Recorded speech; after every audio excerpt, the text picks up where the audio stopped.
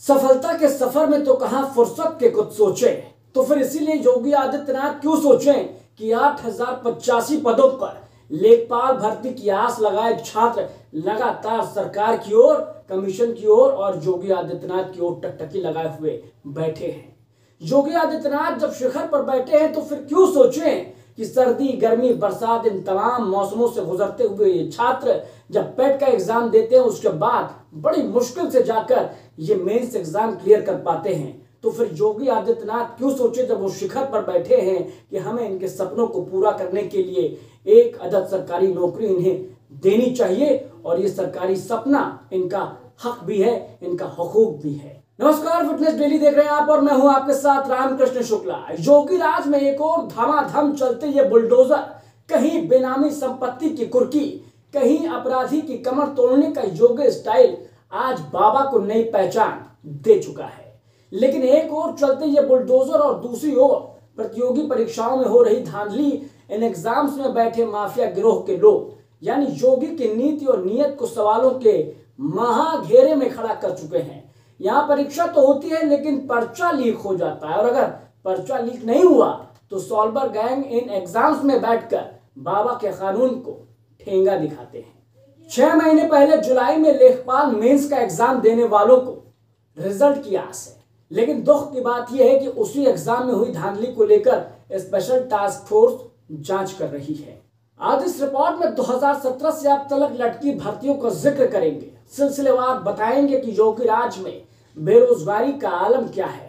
अभ्यर्थी पूछ रहे कि साहब बताइए कि अगर पकौड़ा ही तलवाना था तो भर्ती क्यों निकाली। बहरहाल योगी दोबारा में सत्ता में आए तो एक शगुफा छोड़ा गया।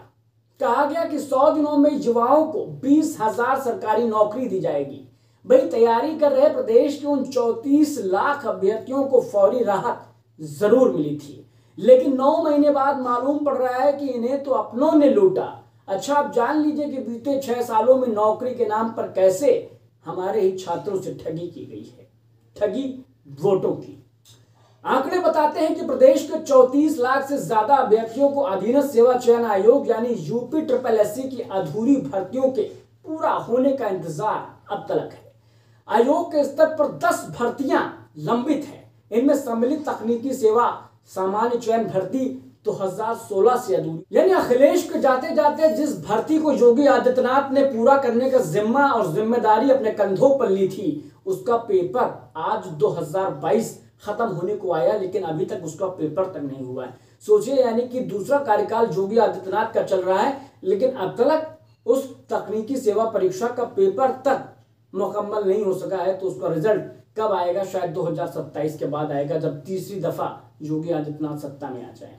तो ये भर्ती 292 रिक्त पदों के लिए शुरू हुई थी। इसके लिए 52,000 से ज्यादा अभ्यर्थियों ने आवेदन किया था। अन्य सभी भर्तियां योगी सरकार के पहले कार्यकाल में शुरू हुई थी, मगर वो अब तक पूरी नहीं हो पाई, जबकि 2022 में जनता ने एक बार फिर योगी सरकार को वोट देकर दोबारा सत्ता में ला दिया है।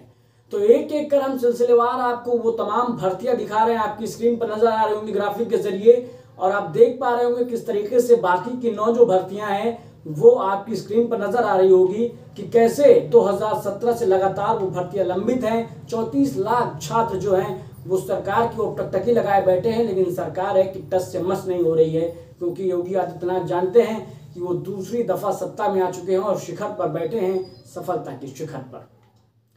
अवर अभियंता भर्ती 2018 भी लगातार लंबित है। इसके लिए करीब 1.19 लाख अभ्यर्थियों ने आवेदन किया था। दोस्तों, योगी जी के हिसाब से 2022 में बेरोजगारी दर घटकर 2% हो गई। CMI हर महीने बेरोजगारी के आंकड़े जारी करता है। जून 2022 में बेरोजगारी दर 2.8% रही, जबकि बेरोजगारी दर मार्च 2017 में 2.4% और जून 2022 में ये 2.8% रही। यानी बेरोजगारी दर असलियत में कम नहीं हुई, बल्कि 0.4% बढ़ी है।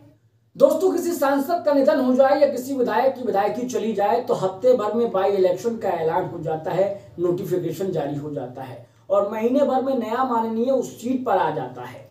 लेकिन जब रिक्त पदों पर सरकारी भर्ती की बात आती है तो सरकार के पास राजस्व की ऐसी कमी आ जाती है कि उन सरकारी पदों पर परमानेंट अपॉइंटमेंट के बजाय या तो संविदा कर्मी रख लिया जाएगा या फिर वो भी नहीं।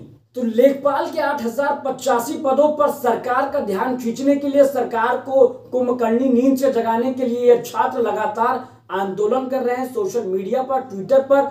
और अब 17 दिसंबर को सुबह 9 बजे से ये लेखपाल के छात्र लगातार सरकार से ट्विटर के जरिए गुजारिश करेंगे, अपील करेंगे, अपने तरीके से समझाएंगे, पुचकारेंगे और कहेंगे कि योगी जी प्लीज हाथ जोड़कर आपसे विनती है कि इस बार हमारा रिजल्ट, लेखपाल का रिजल्ट 2022 का क्लियर कर दो।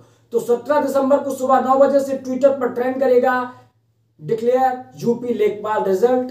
आपके सामने स्क्रीन पर आपको दिख रहा होगा हैशटैग क्या चल रहा है। अगर आप चाहते हैं तो आप भी इस ट्विटर मुहिम का हिस्सा बन सकते हैं और इन लेखपाल अभ्यर्थियों का सहयोग कर सकते हैं। फिलहाल वीडियो पसंद आई हो तो इसे लाइक कर दें, चैनल पर अगर नए हैं तो सब्सक्राइब कर दें और शेयर कर दें। फिलहाल के लिए नमस्कार, गुड नाइट।